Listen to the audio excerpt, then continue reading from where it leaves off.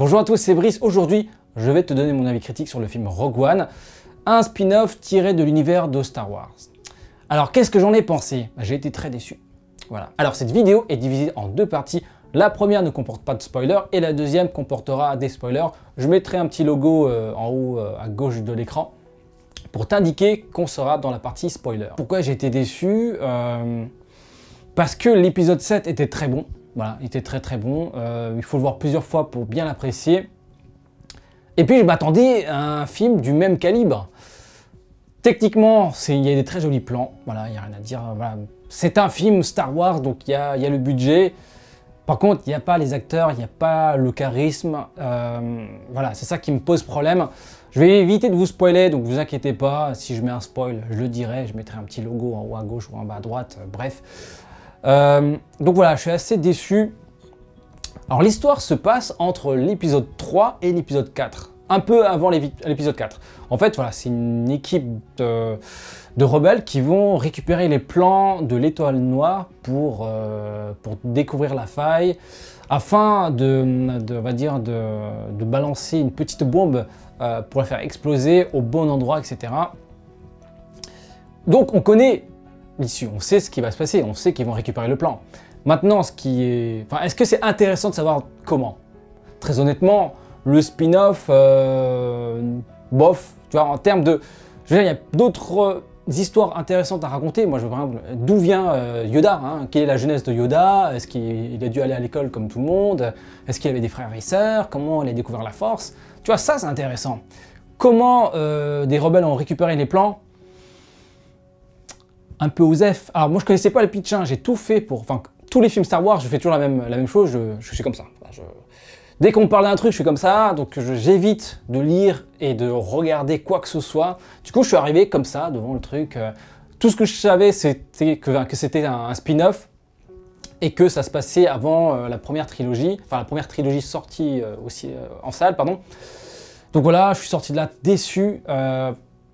Tout d'abord, le problème vient des personnages. Enfin, si, un peu aussi des acteurs, mais parlons d'abord des personnages. Sur le papier, on voit, sur l'affiche, on voit des acteurs qu'on reconnaît. Forest Whitaker, Donnie Yen, pour les personnes qui ne savent pas qui c'est un acteur asiatique extrêmement connu et reconnu en Asie. Sa filmographie elle est aussi longue que celle de Depardieu, Alain Delon. Voilà, c'est un athlète et un acteur remarquable et remarqué. Donc voilà, le voir dans un film américain, je dis oui. Et puis Mads Mikkelsen, un acteur reconnu à l'international. Donc voilà, sur l'affiche, c'est très sexy, ça donne très envie. Après, Felicity Jones, je connaissais juste de nom. Je me dis que c'est peut-être une bonne surprise, tu vois. Et au final, je sais pas, l'affiche de ces personnages... va voir sur Wikipédia, tu vois, la description de leur personnage tient sur une ligne. Et c'est ça le problème, c'est que dans le film, on n'a pas le temps de s'intéresser à ces personnages. Qu'ils crèvent ou pas, on s'en fout. Alors commençons par le capitaine Andor. Au début, moi je croyais que c'était juste un mec lambda. Puis très vite, on découvre l'héroïne du film, Jyn Erso, interprétée par Felicity Jones.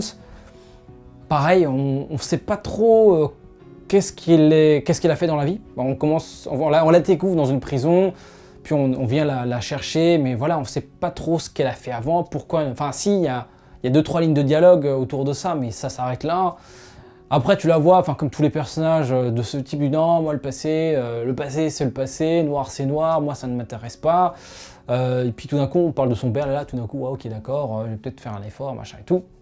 Parce que son père travaille malgré lui pour l'Empire. C'est l'acteur Mads Mikkelsen qui interprète ce rôle. Je me dis, ok, il y a cet acteur, donc forcément, on va lui donner un rôle assez important et on va le voir très souvent. Et ben non, on va pas le voir très longtemps, à l'image, je sais pas, il a dû avoir 10 minutes.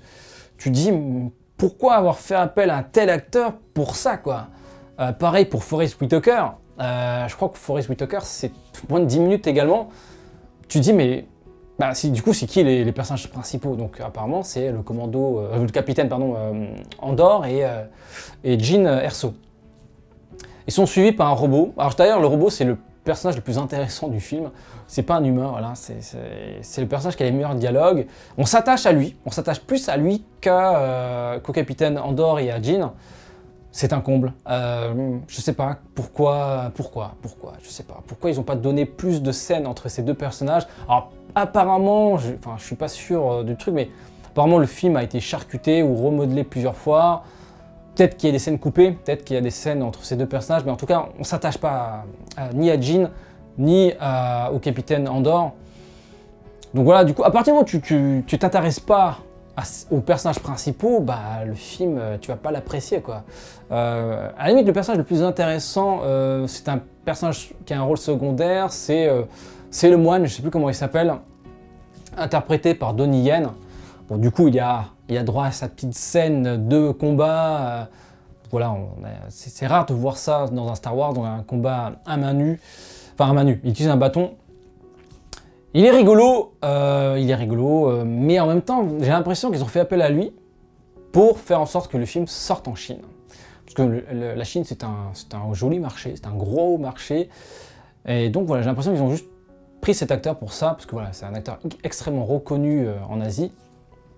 Pareil, sous-exploité, même si il a plus de lignes de dialogue que les autres. J'ai l'impression que tu sens le deal commercial derrière, genre bon, on va faire appel à cet acteur, donc il faut lui donner quand même du texte, parce que voilà, si on veut le sortir en Asie, il faut lui donner un vrai rôle, quoi. Du coup, et à la limite, son rôle est plus intéressant, parce j'ai l'impression qu'il a plus de lignes de dialogue ou plus d'interactions avec les autres personnages que le capitaine Andor, parce que voilà, j'étais surpris de le voir en personnage principal. J'ai dit, mais pour moi, ce mec-là, c'est un mec lambda.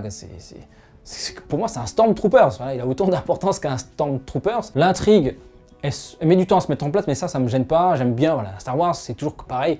Ça met du temps, et après, ça finit en bouquet final, voilà, avec un joli feu d'artifice, et ça, on aime beaucoup. Et donc, à la fin, on a droit à la petite bataille dans l'espace, plus les petits combats au corps à corps. Malheureusement, ça manque de sabre laser. Hein, je veux dire, c'est un Star Wars sans les sabres laser, voilà, t'as l'impression qu'il manque quelque chose, tu vois. Heureusement, à un moment, il y a 2-3 fanservice. Mais j'ai l'impression que les petits moments de fanservice, c'était rajouté après, histoire de justifier le mot Star Wars dans le titre, tu vois.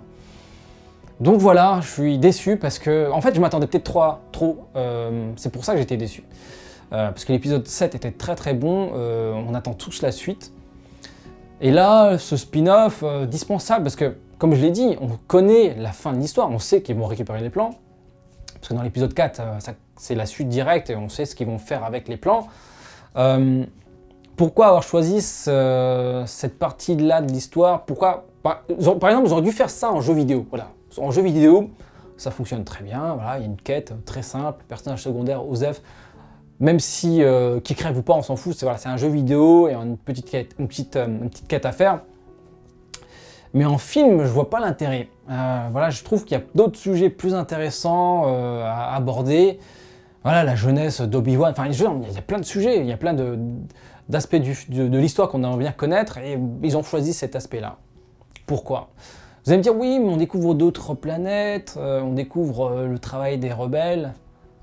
Mais est-ce que c'est vraiment quelque chose qu'on attendait? Enfin, je sais pas, je suis pas un gros fan, j'aime bien la licence. Mais je suis pas un fan hardcore. Est-ce que tu attendais quelque chose de ça, de cette histoire, de leur mission pour récupérer les plans? Tout ce qui m'intéressait, c'est voilà, Dark Vador. Comment du morceau de viande qui reste dans l'épisode 3, parce que oui, à la fin c'est juste je sais pas, c'est la moitié d'un kebab, hein, parce que bon, il a été un peu charcuté. Comment de ça, donc de ce morceau de viande voilà, estropié, etc. Comment de ça il est devenu Dark Vador? Ça aurait été intéressant de faire un épisode consacré à Dark Vador. Je m'arrête ici pour la partie non spoiler. Pour me soutenir comme d'habitude, le petit pouce bleu. Et si c'est pas encore fait, abonne-toi à ma chaîne pour ne pas rater mes prochaines vidéos. Tiens d'ailleurs, si tu veux donner ton avis dans les commentaires, n'hésite pas. Alors je t'invite également à donner ton avis en cliquant sur le bouton i en haut à droite. Je serais curieux de savoir qu'est-ce que tu as pensé de ce film. Alors quand j'ai demandé la même chose sur Twitter, voilà, voici la réponse. Hein. Vous avez été nombreux à être déçus. Beaucoup d'entre vous ont vu plus le côté commercial qu'autre chose. Et je suis un peu d'accord avec vous, hein, avec la masse, malheureusement. La première chose qui m'a vraiment déçu, c'est le rôle de Forest Whitaker. On s'attendait à un rôle plus important, et au final, non, il apparaît même pas 5 à 10 minutes à l'écran. Et finalement, il meurt tout seul dans son coin. Je me dis tout ça pour ça. Je veux dire, qu'est-ce qu'il a apporté dans l'intrigue, à part cette scène très douteuse avec le monstre à tentacules. Il y avait un côté un peu hentai glauque. Voilà, je me dis, mais est-ce que cette scène servait vraiment quelque chose? Parce que derrière, on retrouvait le pilote complètement traumatisé. Mais bon, après... Pareil, j'ai trouvé ça bizarre, cette ellipse, hein. Il était traumatisé, et puis quelques minutes après, il retrouve ses esprits, il redevient le pilote, machin et tout. Tout ça, pourquoi faire appel à Forest Whitaker pour ça? Peut-être qu'il y aura une version longue, et peut-être qu'on en saura plus par rapport à cette scène, mais je la trouve vraiment indispensable, je vois pas l'intérêt. On ne connaît pas vraiment la relation, enfin... On a juste des petites bribes d'histoire par rapport à leur passé entre le personnage interprété par Forest Whitaker, j'ai oublié son nom, tellement il était indispensable lui également, et Jyn Erso. Ensuite, pareil, le daron Erso, interprété par Mads Mikkelsen.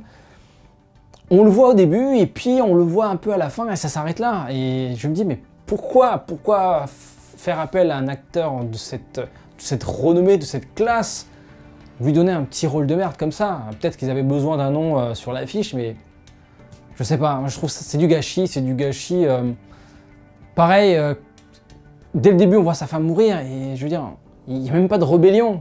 En fait, on se pose trop de questions, ça s'attarde pas vraiment sur les bonnes choses, j'ai l'impression. Sur Jyn Erso, c'est pareil, on ne sait pas son passé, pourquoi, par exemple, elle finit en prison, pourquoi, quand on essaie de la libérer, elle s'acharne, elle essaie de se barrer. Je veux dire, qu'est-ce qu'elle a caché? Qu'est-ce qu'elle a fait? Qu'est-ce qu'elle a foutu de son enfance jusqu'à l'âge adulte?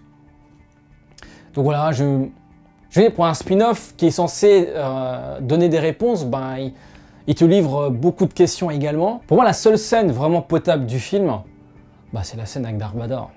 Et même, elle est un peu décevante, parce que on voit la puissance du mec. Hein, on voit, il arrive, il est tout seul dans un couloir, et paf, il fait des petits saucissons avec les différents rebelles.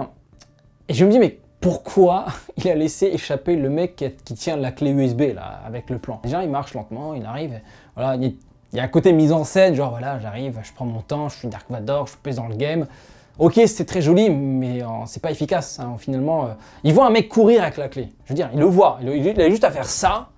Hop, il coupe la tête, casse la clé USB, et c'est fini. Le film s'arrête là. Et du coup, on refait l'épisode 4, parce que du coup, ils n'ont pas le plan pour détruire l'étoile noire. Ben non, je sais pas, il marche tranquillement. Donc voilà, c'était vraiment le moment sabre laser du film, qui a duré 2 minutes. Décevant. 2 heures de film pour 2 minutes de sabre laser. Bon, après, on sait que par rapport à l'épisode 3, tous les Jedi sont censés être morts. Voilà. C'est la suite directe. Voilà, il n'y a plus de Jedi normalement. C'est un film pour les fans, mais je trouve pas que ce soit un bon film. Voilà, je trouve qu'il y avait d'autres choses à aborder. J'aurais aimé savoir ce que fait Yoda pendant ce temps. Genre, Yoda, il est quelque part, il existe, il est quelque part, voilà, il s'entraîne, je sais pas. Non, voilà, on s'intéresse plutôt à une bande de mecs random qui partent en mission suicide pour récupérer un plan. On sait qu'ils vont réussir. Même comment ils ont réussi, c'est pas hyper intéressant. En gros, les mecs, voilà, ils sont allés dans une bibliothèque et ils ont juste choisi récupérer le plan et ils l'ont envoyé par internet, voilà, dans l'espace avec internet, voilà. Et c'est tout. Osef, on s'en fout, je veux dire, est-ce que ça t'a apporté plus de choses que ça? Est-ce que tu dis, putain, maintenant, je suis content, je sais comment ils ont fait ça. La meilleure scène pour moi du film, après le petit clin d'œil avec Dark Vador, c'est la scène avec le robot. Hein, K2, c'est le personnage le plus humain, le plus intéressant, le plus attachant du film. Il a les meilleures répliques, il a les meilleures punchlines. Là, même si on ne connaît pas vraiment son histoire, on sait juste qu'il a été reprogrammé pour servir les rebelles. Donc voilà, pareil, on ne lui reverra pas, lui non plus. Voilà, tous ces personnages-là, en fait, qui a été présentés le temps d'un film, on ne va pas les revoir. C'est pour ça que je me pose la question, mais quel est l'intérêt? Pourquoi les avoir tous sacrifiés? On aurait pu en garder un ou deux, avec un bras en moins, histoire de, voilà, il a payé de sa vie, il a fait un don en partie de son corps pour récupérer, pour récupérer les plans, pardon. Et ben non, ils meurent tous, même la fin quand Jean et le capitaine Andor se retrouvent sur la plage et assistent malgré eux à l'explosion, on va dire, de la planète. Je dis, bon bah ok, il meurt, mais je m'en fous. Je dis, voilà, c'est dommage. En fait, j'ai du mal à saisir l'intérêt de ce film. Est-ce qu'on a découvert plus de choses? Oui, voilà, on a découvert d'autres personnages, mais ça aurait été un jeu vidéo, ça aurait été pareil. Tu crées un épisode spécial jeu vidéo sur PS4 ou Xbox One, et puis voilà, on découvre de nouveaux personnages, et puis basta. Pourquoi avoir fait un film? Voilà, je suis un peu déçu, je suis même très déçu. Il faudrait que je le revoie, mais j'ai la flemme. L'épisode 7, par exemple, était intéressant parce qu'il se passait plein de choses, et du coup, tu pouvais revoir le film et voir certains aspects du film que tu n'avais pas forcément vu lors du premier visionnage. Là, pour Rogue One, j'ai pas l'impression qu'il y ait des trucs hyper intéressants. J'ai l'impression que c'est un film charcuté. Voilà, il y aura peut-être une version Director's Cut, une version longue en Blu-ray. Bon, donc on verra. Peut-être que la version longue sera plus claire. On aura peut-être plus d'interactions entre Jean et le capitaine Andor. On saura peut-être plus sur le moine Shaolin interprété par Donnie Yen. Alors son compagnon osève complètement, hein, c'est juste un mec avec une mitraillette, voilà. Fiche de personnage, bon bah c'est un mec, voilà, c'est le protecteur de Chirrut. Et toi, dis-moi en commentaire qu'est-ce que tu as pensé de ce film. N'hésite pas à voter en cliquant en haut à droite. J'aimerais bien savoir la note que tu vas lui donner à ce film. Est-ce que vous serez plus d'accord avec mon avis, c'est-à-dire un avis mitigé, ou est-ce que vous avez été plutôt content ou satisfait du film? C'est tout pour aujourd'hui. Pour me soutenir comme d'habitude, le petit pouce bleu, et si ce n'est pas encore fait, abonne-toi à ma chaîne pour ne pas rater mes prochaines vidéos.